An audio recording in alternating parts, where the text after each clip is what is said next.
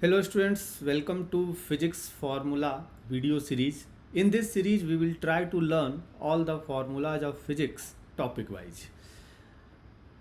इस वीडियो में हर एक वीडियो में हम लोग किसी एक टॉपिक के फॉर्मूला को कवर करेंगे. इस वीडियो में हम लोग मोमेंट ऑफ इनर्शिया के फॉर्मूला सीखने जा रहे हैं.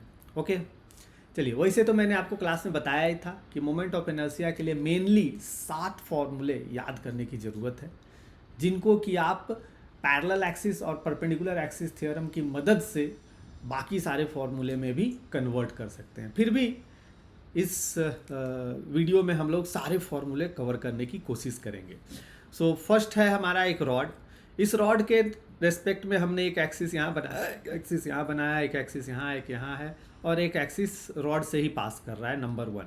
ओके, तो अगर हम इन सारे एक्सिस के बीच का फॉर्मूला निकालते हैं तो देखते हैं कि अगर हम पहला नंबर पे आते हैं, अलोंग द रॉड जो मोमेंट ऑफ इनर्शिया होता है वो जीरो ही होता है, क्योंकि अलोंग द रॉड सारे मास जो है एक्सिस पे ही है, किसी भी मास का डिस्टेंस एक्सिस से नहीं है, सभी मास का एक्सिस से डिस्टेंस जीरो ही है, तो फॉर्मूला लगाने पे वो जीरो ही आएगा. ठीक है. नंबर टू सेंटर से पास होने वाला है, ये सबसे पॉपुलर फॉर्मूला है रॉड के लिए. ml²/12. इसके बाद about N and ml²/3. Okay, number 4 is actually same as, अच्छा नंबर 4 एंगल पे है. अगर किसी एंगल पे है तो हमने आपको बता ही रखा है कि जब भी कोई एक्सिस किसी रॉड से कोई एंगल बना रहा हो तो बस उसमें साइन स्क्वायर थीटा लगा दीजिए. तो ml²/12 होता है, उसमें साइन स्क्वायर थीटा लगा लिए. नंबर 5 भी ऐसा ही है, वो एंगल पे है तो इसमें भी साइन स्क्वायर थीटा लगा दिया.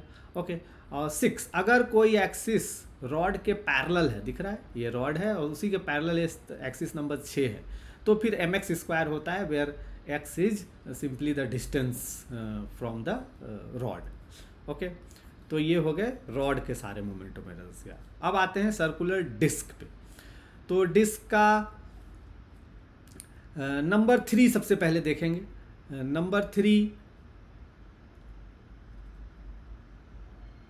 थ्री इन्होंने I1 + I2 कर दिया, तो mr²/2 ये याद रखने की ज़रूरत है कि mr²/2 डिस्क का नेचुरल एक्सिस के अबाउट मोमेंट ऑफ इनर्शिया होता है.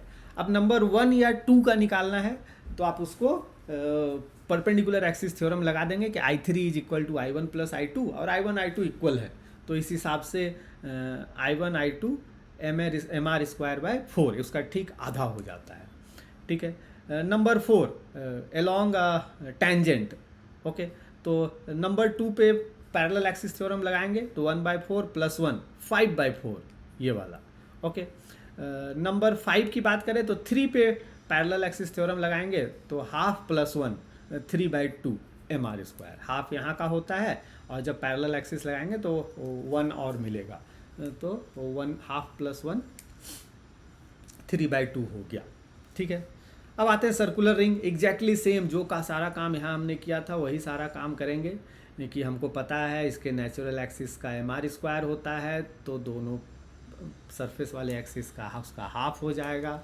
ओके, सरफेस वाले एक्सिस के पैरेलल अगर हम लगा देते हैं तो हाफ + 1 3/2 हो जाएगा, और इस नेचुरल एक्सिस पे लगाएंगे तो 1 + 1 2 हो जाएगा. सारी कहानी सेम है, आप सब रट लीजिए, सिंपल सी बात है. तो ये पूरा स्ट्रक्चर और ये पूरा स्ट्रक्चर सेम है, दोनों को याद करने में सेम मेहनत करनी पड़ती है. ठीक है. चलिए अगला आते हैं रेक्टेंगुलर स्लैब. ये रेक्टेंगुलर फ्रेम नहीं है, पूरा स्लैब है, मतलब भरा हुआ है. ओके, तो जब भरा हुआ होता है तो इसमें हम लोग रॉड वाला फॉर्मूला लगाते हैं. तो अबाउट एक्सिस 1 तो mb²/12 वही रॉड वाला है जो आपने देखा था, ml²/12. Okay, about axis 2 ma²/12. तो I1 में जो लेंथ है रॉड का वो b है और I2 के लिए वो a है, तो mb²/12 और ma²/12. अब नंबर 3 के लिए परपेंडिकुलर एक्सिस थ्योरम लगा दिए, 1 और 2 को ऐड करेंगे तो नंबर 3 मिलेगा, तो 1 और 2 ऐड कर दिए तो नंबर 3 मिल गया. ओके, इसके अलावा किसी और एक्सिस के लिए आपको ज़रूरत हो तो पैरेलल एक्सिस थ्योरम लगाकर आप कहीं भी कभी भी किसी भी एक्सिस का भी निकाल सकते हैं, पर मेनली इसमें ज़रूरत इन्हीं 3 एक्सिस की पड़ती है, तो वो तीनों एक्सिस का हमने आपको बता दिया. नेक्स्ट चलते हैं स्क्वायर स्लैब। तो स्क्वायर स्लैब रेक्टेंगुलर स्लैब की तरह ही होता है, सब कुछ जैसा है वैसा ही रहेगा, ml² ओके। इस वाले एक्सिस का भी, इस वाले एक्सिस का भी, और अगर हम सेंटर से परपेंडिकुलर एक्सिस करते हैं तो दोनों को ऐड करेंगे तो सिंपली डबल हो जाएगा क्योंकि दोनों इक्वल है। तो ma²/12 का डबल ma²/6 हो गया। अब आते हैं सॉलिड स्फीयर। सॉलिड स्फीयर में नेचुरल एक्सिस का याद रखना है 2/5, हॉलो स्फीयर में नेचुरल एक्सिस का याद रखना है 2/3 ओके। इसके अलावा इनके पास एक ही और एक्सिस आता है, पैरेलल एक्सिस थ्योरम लगा के निकालते हैं टेंजेंट का। तो +1 दोनों में कर देंगे, इसमें +1 करेंगे तो ये 7/5 हो जाएगा, इसमें +1 करेंगे तो 5/3 हो जाएगा। तो आपको याद ही होगा टेंजेंट का जब भी निकालना होता था तो हम लोग सेंटर से पास होने वाला जो एक्सिस उसके पैरेलल एक्सिस है उसमें +1 कर देते हैं तो पैरेलल एक्सिस थ्योरम लग जाता है। तो ये सारे फॉर्मूले हो गए मोमेंट ऑफ इनर्शिया के, बहुत ही इंपॉर्टेंट हैं क्योंकि नीट वगैरह में डायरेक्ट क्वेश्चंस भी आते हैं, इवन जेई एडवांस में बहुत बार डायरेक्ट मोमेंट ऑफ इनर्शिया के क्वेश्चन आए हैं। और अगर सर्कुलर मोशन के दूसरे क्वेश्चंस आए, रोटेशनल मोशन के दूसरे क्वेश्चंस आए तो उनमें भी आपको मोमेंट ऑफ इनर्शिया की तो ज़रूरत पड़ सकती है। तो मोमेंट ऑफ इनर्शिया ज़रूर पढ़ें क्योंकि एक बेसिक टॉपिक है जिसका रिक्वायरमेंट मल्टीपल जगहों पे होता है और डायरेक्ट क्वेश्चंस भी आते हैं।